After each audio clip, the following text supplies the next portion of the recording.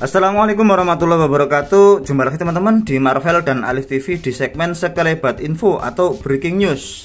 Oke teman-teman, kembali dari harian YouTube Today teman-teman, bahwasanya ketenangan XRP ya atau XRP, sebuah token atau koin yang berasal dari Ripple ini yang mencurigakan katanya kayak gitu teman-teman, bisa menjadi sinyal yang penting. Waduh, sebuah ketenangan XRP yang mencurigakan bisa menjadi sinyal yang penting. Seperti apa beritanya teman-teman?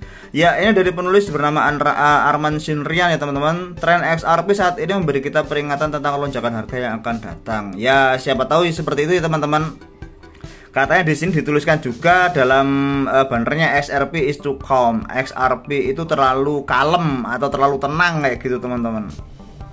Nah, untuk XRP ya, ketenangan ini tercermin dari tingkat volatilitas yang sangat rendah karena aset tersebut berkonsolidasi di sekitar rata-rata pergerakan eksponensial EMA ya, exponential moving average kayak teman-teman 200 hari. Meskipun beberapa orang mungkin melihat ini sebagai tanda stabilitas, hal ini sebenarnya bisa menjadi sinyal penting mengenai apa yang akan terjadi selanjutnya. Oke teman-teman, seperti biasa kita akan mencoba ngecek ya teman-teman, tapi bukan di coin market cap teman-teman. Kita coba ngeceknya pakai koin Gecko XRP.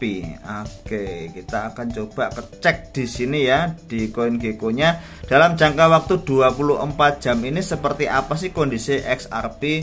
Ya, ada kenaikan sekitar 0,8% dan kalau kita lihat di trennya selama 24 jam masih sideways saja. Bagaimana dalam waktu 7 hari terakhir ini? Kalau di 7 hari terakhir sama sideways juga, 14 hari terakhir sama, tetap sideways ya teman-teman. Dari sini ya, ini tetap sideways saja ya teman-teman. Setelah jatuh kembali ini teman-teman, maksudnya jatuh kembali ke harga awalnya setelah mengalami kenaikan kemarin, setelah mengalami kemenangan melawan SEC. Nah, sama ya teman-teman ya. Atau mungkin jangan-jangan ini harga wajarnya di sini teman-teman. Ya nggak tahu juga, tapi kita juga berharap sebagai pemegang XRP ya, mungkin teman-teman yang punya XRP sangat berharap adanya kenaikan harga supaya kita bisa TP atau take profit, ambil keuntungan setelahnya. Cuma bagi saya sendiri ya teman-teman, ini pendapat saya pribadi, bukan merupakan apa ya istilahnya, bukan pom-poman atau apa, tapi pendapat saya pribadi kalau XRP itu sepertinya memang teknologinya itu penting teman-teman. Teknologinya itu penting untuk merombak ke model-model keuangan di era digital teman-teman. Jadi mungkin XRP ini bisa menjadi sebuah kesempatan ataupun ancaman bagi perbankan era digital teman-teman, perbankan digital. Tapi kalau bagi saya sendiri, saya berpendapat bahwasanya XRP ini mungkin kurang populer di Indonesia. Kenapa kurang populer di Indonesia? Karena seperti yang kita tahu, bahkan sampai detik ini jangankan Bitcoin yang tidak boleh dijadikan sebagai mata uang untuk melakukan aktivitas jual beli. Jangankan Bitcoin teman-teman, apapun itu nggak boleh. Yang boleh hanya satu, apa? Rupiah. Jadi kalau kalian punya Bitcoin, kalian harus istilahnya melakukan exchange atau menukarkan di exchanger ke rupiah terlebih dahulu, baru digunakan untuk alat jual dan beli. Tidak boleh langsungan kayak gitu teman-teman. Kalau langsungan ya nggak boleh. Jangankan Bitcoin, dolar saja nggak boleh ya. Sampai detik ini dolar pun juga nggak boleh. Mata uang di dunia, turis-turis asing itu selalu menukarkan uangnya menjadi bentuk rupiah terlebih dahulu sebelum mereka melakukan aksi jual beli di Indonesia secara real kayak gitu teman-teman. Nah, di sini XRP ya, XRP sebagai koin ya teman-teman, koinnya dari Ripple. Kalau misalkan kita masuk ke dunia digital, pembayaran digital, misalkan kita melakukan jual beli dengan menggunakan XRP, maka itu jelas dilarang ya teman-teman, jelas dilarang di Indonesia. Makanya saya yakin kalau di Indonesia untuk pembayaran digital dengan metode menggunakan XRP itu saya kira tidak akan populer. Kenapa? Karena sudah pasti ditolak oleh pemerintah kayak gitu. Nah, kembali lagi teman-teman, konsolidasi XRP saat ini di EMA 200 ya, exponential moving average 200, patut diperhatikan karena beberapa alasan. Pertama, EMA 200 adalah indikator signifikan yang sering digunakan trader untuk mengukur tren jangka panjang.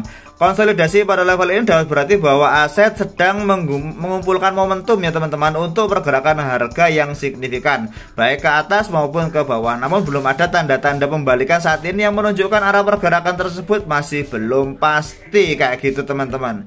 Nah ini seperti ini teman-teman chartnya ya, chart yang diambil dari TradingView. Jadi tingkat volatilitas yang rendah menambah kompleksitas situasi. Di pasar kripto volatilitas rendah seringkali menjadi awal dari aksi harga yang signifikan. Biasanya kayak gitu teman-teman. Pasar tampaknya berada dalam mode tunggu dan lihat, wait and see, dan memicu apapun yang memicu pergerakan pasar bagi XRP.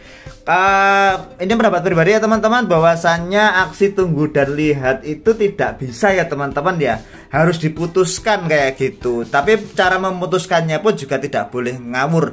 Makanya bagi saya pribadi bahwasannya aksi DCA ya teman-teman, atau dollar cost averaging itu penting banget bagi teman-teman yang ingin mengatur keuangan untuk melakukan trading, bukan trading jangka panjang, bukan trading jangka pendek teman-teman, tapi trading yang lebih jangka menengah kayak gitu. Jadi DCA ini penting banget ya teman-teman. Saya bilang trading kenapa teman-teman, karena XRP itu berbeda dengan BTC teman-teman. Kalau XRP itu bisa jadi sebagai sebuah aset spekulasi teman-teman, karena kenaikannya tidak seperti BTC. Pernah beberapa kali mengalami peningkatan, tapi tidak secara terus menerus ya teman-teman. Harganya selalu kembali ke harga awal.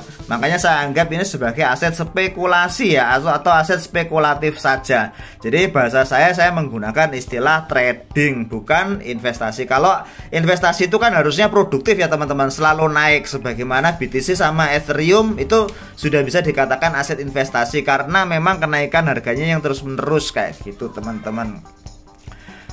Nah oke, kita lanjutkan teman-teman, bahwasanya meskipun kita tergoda untuk menafsirkan keterangan ini sebagai tanda yang positif, investor memang harus berhati-hati. Tidak ada tanda-tanda pembalikan yang jelas yang berarti kemungkinan pergerakan ke bawah sama besar dengan pergerakan ke atas. Oleh sebab itu, pedagang dan investor harus memperhatikan indikator-indikator utama dalam senyar pasar untuk mengantisipasi pergerakan XRP selanjutnya. Ya benar sekali teman-teman, bahwasanya memang selalu hati-hati ya teman-teman. Utamanya ini untuk orang-orang yang melakukan trading atau trader ataupun bahkan scalper ya teman-teman, karena mereka kan biasanya mencari momentum teman-teman. Mereka biasanya sangat suka dengan yang namanya volatilitas harga, karena mereka sendiri mungkin sudah memiliki acuan seperti apa harga akan naik, seperti apa harga akan turun, entah dari kondisi pasar, entah dari istilahnya apa yang dipikirkan oleh para investor atau psikologi pasar ya, psikologi para investor, entah itu dari berita, entah itu dari pom-poman orang penting, ataupun mungkin melakukan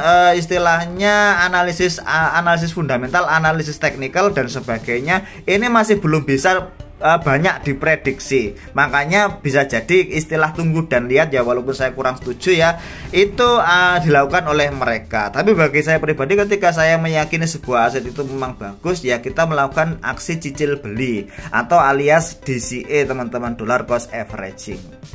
Oke, ini ada berita lain juga teman-teman, yaitu terkait dengan ada ya koinnya Charles Hoskinson teman-teman, Cardano, ditulis di sini Cardano berjuang.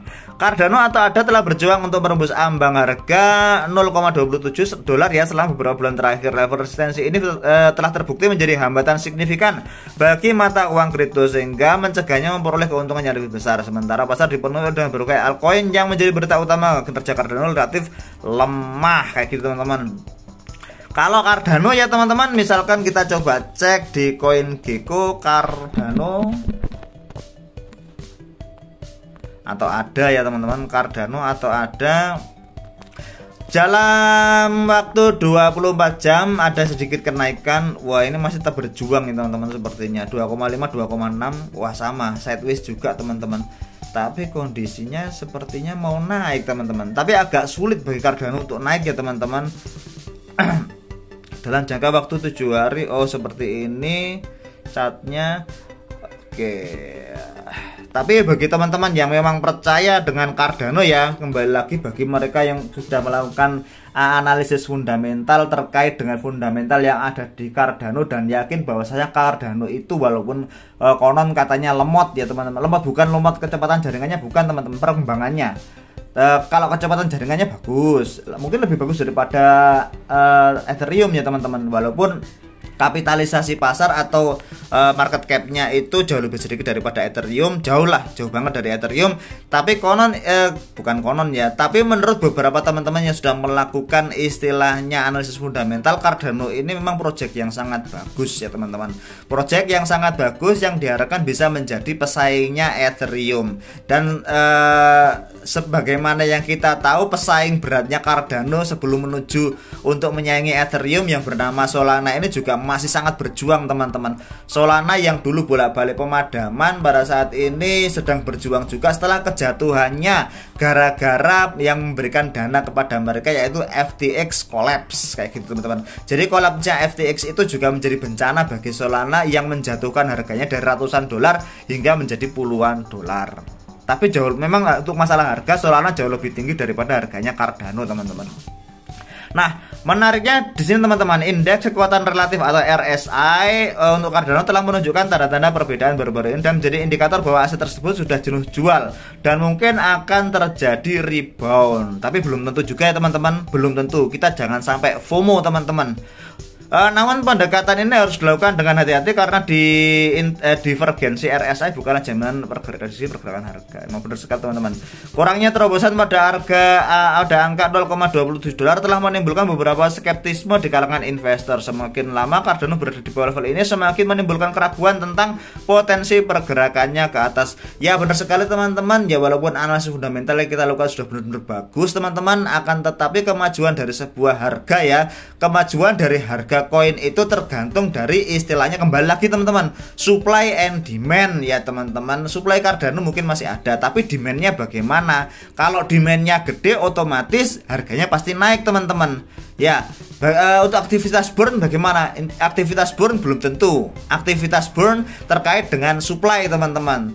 Tapi yang paling penting di sini adalah demand teman-teman. Untuk menaikkan harga kita membutuhkan yang namanya demand. Cuman supply pun juga penting. Semakin sedikit supply maka bisa diharapkan akan semakin naik harganya karena adanya istilahnya jarang ada di pasar gitu loh. Kayak gitu. Namun perlu dicatat bahwa kondisi pasar dapat berubah dengan cepat dan faktor eksternal seperti berita positif atau kemajuan teknologi dapat memberikan katalis yang dibutuhkan Cardano untuk menembus hambatan ini. Dan agar Cardano dapat melawan hambatan itu diperlukan juga dorongan yang kuat dari investor retail dan institusi ditambah dengan kondisi pasar yang menguntungkan. Benar sekali demand ya teman-teman. Penembusan tegas di atas level 0,27 didukung oleh volume perdagangan ini dapat menandakan dimulainya fase bullish baru untuk Cardano. Belum tentu. Jangan sampai kemakan FOMO teman-teman. Ya, tetap DCA, tetap DYOR, do your own research, dan kalau percaya lakukan yang namanya DCA teman-teman. Jangan all in dan juga jangan menaruh telur dalam satu keranjang. Harus ada diversifikasi aset kayak gitu teman-teman. Dan perlu teman-teman ketahui bahwa aktivitas yang namanya FOMO ya teman-teman, atau fear of missing out, itu pada dasarnya adalah aktivitas yang sudah missing out teman-teman. Ya, kalau kita FOMO sebenarnya kita sudah kalah teman-teman. Jadi gini teman-teman, misalkan saya kasih contoh ya, misalkan ada seorang, misalkan Elon Musk bilang, wah Dogecoin to the moon. Sebenarnya itu bukan berita untuk kita yang tidak punya Dogecoin teman-teman. Jadi berita positif ya, yang menimbulkan FOMO, wah Dogecoin to the moon yang dikatakan oleh Elon Musk, itu pada dasarnya adalah berita positif bagi pemegang Dogecoin yang sudah lama, yang mendambakan kenaikan harga Dogecoin, bukan orang-orang baru, bukan. Kalau orang-orang baru masuk ya jelas kalah teman-teman ya. Jadi itu berita untuk orang-orang yang sudah lama memegang Dogecoin. Misalkan ada FOMO ya teman-teman. FOMO itu misalkan gini aja teman-teman. FOMO misalkan untuk bulan-bulan ini guru-guru SMP negeri, nah misalkan guru-guru SMP negeri itu ada jatah untuk sertifikasi. Jadi itu adalah berita positif untuk guru-guru SMP negeri atau guru-guru SMA negeri atau sekolah negeri, bukan untuk guru-guru swasta, bukan untuk guru-guru madrasah. Dan kalau guru-guru madrasah, guru-guru swasta FOMO kemudian ikut-ikutan kayak gitu, sudah pasti dipastikan dia kalah teman-teman, karena itu bukan berita positif untuk mereka. Jadi jangan sampai FOMO, karena permainan FOMO ya kayak gitu teman-teman. FOMO itu sebenarnya seperti itu. Fear of missing out, takut ketinggalan kereta padahal dia sudah ketinggalan kereta. Oke, next teman-teman, salib kematian Solana yang belum selesai. Solana baru-baru ini mengalami indikator teknis yang dikenal sebagai death cross. Waduh, meskipun hari ini sering dianggap sebagai sinyal bearish, penting untuk dicatat bahwasanya death cross tidak mempercepat rally bearish untuk Solana. Hal ini menunjukkan bahwasanya death cross mungkin bukan indikator bearish yang signifikan terhadap seperti apa yang dianggap. Death cross terjadi karena rata-rata pergerakan jangka pendek melintasi di bawah rata-rata pergerakan jangka panjang. Namun penting untuk diingat bahwasanya tidak semua persilangan kematian menghasilkan hasil yang bearish. Dalam kasus Solana, pasar tidak bereaksi negatif seperti yang diperkirakan. Ya, Solana bertahan terus teman-teman, masih terus bertahan. Seperti penjualan HP yang kurang laku, mereka menurunkan harga kayak gitu teman-teman. Hal ini dapat disebabkan oleh berbagai macam faktor termasuk sentimen pasar, fundamental, indikator dan teknis lainnya. Dan semua itu saya yakin akan dikembalikan kepada masalah demand ya teman-teman. Kepercayaan dan juga demand dari pasar kepada proyek-proyek yang bersangkutan. Perlu juga dicatat bahwasanya Solana ini sebelumnya pernah mengalami golden cross, yaitu rata-rata pergerakan jangka pendek melintas di atas rata-rata pergerakan jangka panjang. Hal ini umumnya dianggap sebagai sinyal bullish. Namun salib emas menjadi tidak valid dalam beberapa hari kemudian ya, yang menunjukkan bahwa persilangan ini mungkin bukan indikator yang dapat diandalkan untuk Solana seperti halnya untuk aset-aset lainnya. Oh alah, masalah persilangan kayak gitu berarti dianggap juga sebagai sebuah indikator yang kurang berfaedah kayak gitu teman, karena tidak bisa memastikan prosentasenya tidak bisa memastikan untuk memberikan sinyal kepada para trader. Jadi sinyal-sinyal seperti itu sebenarnya ya bagi saya pribadi ya, saya bukan seorang investor teman-teman, mungkin lebih tepat dikatakan sebagai seorang trader ya teman-teman, karena kalau misalkan nilainya naik saya akan jual, dan ketika misalkan terjadi bearish atau nilainya turun banget yang longsor kayak gitu, dan saya yakin bukan masalah project saja, Bitcoin nggak ada projectnya, tapi kapitalisasi pasar sangat besar, demandnya sangat gede, saya akan masuk. Dan saya mungkin sebagai pemegang Bitcoin ya untuk jangka-jangka pendek kayak gitu teman-teman. Permainan bagi saya sendiri yang paling bagus ya, yaitu kalau misalkan melakukan trading harian ataupun mingguan ataupun bulanan, bukan harian bukan yang menitan atau bahkan detikan kayak scalper kayak gitu teman-teman, karena resikonya sangat besar. Keuntungannya kecil, maka uang yang masuk juga harus besar, dan juga resikonya sangat besar. Oke teman-teman, ingat teman-teman bahwa saya ini hanyalah opini teman-teman, opini atau pendapat pribadi, dan teman-teman perlu ketahui bahwa saya konten ini hanyalah konten berita semata, bukan sarana untuk investasi ya, saran untuk ngajak investasi jual dan beli, dan senantiasa selalu di YOR atau do your own research. Lakukan riset mandiri sebelum Anda memasukkan diri Anda untuk melakukan investasi ke dalam aset manapun itu juga. Terima kasih sudah menonton video dari Marvel dan Ali TV. Jika teman-teman suka jangan lupa untuk subscribe, like, komen, dan juga share-nya. Dan saya akhiri, wassalamualaikum warahmatullahi wabarakatuh.